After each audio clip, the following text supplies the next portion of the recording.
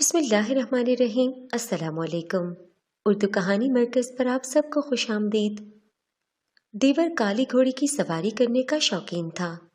میری گھوڑی بھی کالی تھی۔ روز کہتا، بھابھی آپ کی گھوڑی پر کب سواری کروں گا؟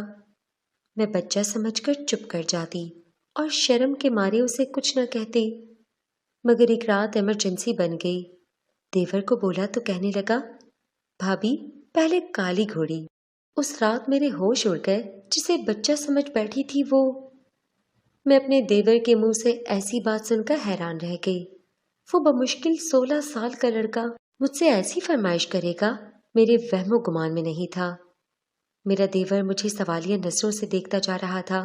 اسے مجھ سے جواب چاہیے تھا اور مجھے تو اس کی بات ہی پریشان کر گئی تھی۔ میں کیا جواب دیتی؟ میں نے اسے نظر انداز کر کے بات بدل دی اور شکر کیا کہ گھر میں کسی اور نے اس کی بات نہیں سنی، ورنہ اس کی تو خیر نہ ہوتی۔ لیکن وہ ڈھیٹ بنا رہا اور کچھ دن بعد پھر سے میرے سامنے وہی فرمائش کرنے لگا، بھابھی مجھے ہمیشہ سے کالی گھوڑی کی سواری کا شوق ہے، آپ مجھے اپنی گھوڑی پر بیٹھنے کا موقع تو دیں، میں آپ کو خوش کر دوں گا۔ وہ باقاعدہ منتوں پر اتر آیا تھا۔ اس کی بات پر مجھے شدید جھٹکا لگا۔ شوق تھا، وہ بھی ہمیشہ سے، مجھے خوش کر دے گا؟ مجھے اس کی باتیں بڑی عجیب لگی تھیں۔ میں نے اس سے پھر بھی لحاظ سے بات کی کہ کیا مطلب، تم کب سے یہ سب کر رہے ہو؟ میں نے کچھ گھبرا کر سوال کیا۔ ابھی اس کی عمر ہی کیا تھی کہ وہ ایسے شوق پالنے لگا تھا؟ میں جانتی تھی کہ گھر والوں میں سے کسی کو بھنک بھی پڑ جاتی تو قیامت ہی برپا ہو جاتی۔ کوئی بھی اس کے شوق سے واقف نہیں تھا، کیونکہ سب ابھی تک اسے بچہ سمجھتے تھے اور لاڈ پیار سے رکھتے تھے۔ اسے پڑھائی کی طرف ہی توجہ دینی چاہیے، اور وہ تھا کہ نہ جانے کس قسم کے آوارہ لڑکوں میں بیٹھنے لگا تھا جو یہ فرمائش کر گیا تھا۔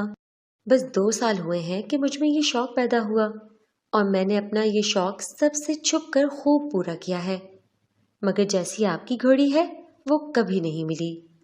آپ مجھے ایک بار اجازت تو دے دیں، وعدہ کرتا ہوں گھر میں کسی کو نہیں پتہ چلے گا۔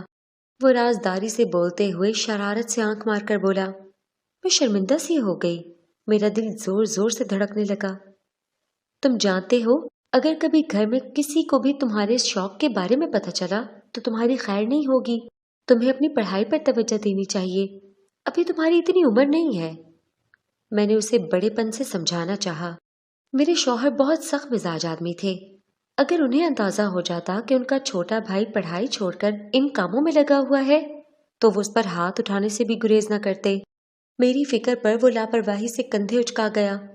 کہنے لگا، اب آپ مجھے زبردستی پر اکسا رہی ہیں؟ بھابھی میرا بھی وعدہ ہے آپ سے، آپ کی کالی گھوڑی پر میں ضرور بیٹھوں گا اور وہ کر کے دکھاؤں گا کہ آپ بھی حیران رہ جائیں گی۔ آپ مجھے بچہ نہ سمجھیں، مجھے تو لگا تھا کہ آپ میرا ساتھ دیں گی۔ کسی کو پتہ نہیں چلے